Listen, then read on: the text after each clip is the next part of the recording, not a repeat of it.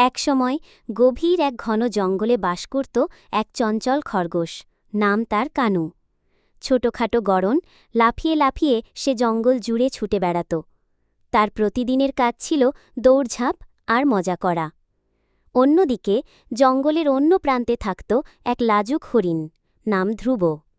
ধ্রুব ছিল নরম স্বভাবের, শান্ত আর ভদ্র।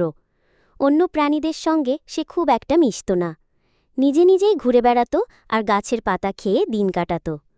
একদিন খেলতে খেলতে কানু জঙ্গলের অনেক ভেতরে চলে যায়। হঠাৎ আকাশে গর্জে ওঠে, বৃষ্টি নামে, চারদিক অন্ধকার হয়ে যায়। ছোট্ট কানু ভয় পেয়ে কাঁপতে থাকে। সে বুঝতে পারে না কিভাবে ফিরবে নিজের বাসায়। ঠিক তখন ধ্রুব সেই পথ দিয়ে যাচ্ছিল খাবার খুঁজতে। কানুর কান্নার শব্দ শুনে সে কাছে গিয়ে দেখে ভেজা ভয় খাওয়া কানু মাটিতে বসে আছে। ধ্রুব নিজের শরীর দিয়ে কানুকে ঢেকে রাখে, যেন সে ঠান্ডায় না কাঁপে। বৃষ্টি থেমে গেলে ধ্রুব তাকে পথ দেখিয়ে তার গুহার কাছাকাছি পৌঁছে দেয়।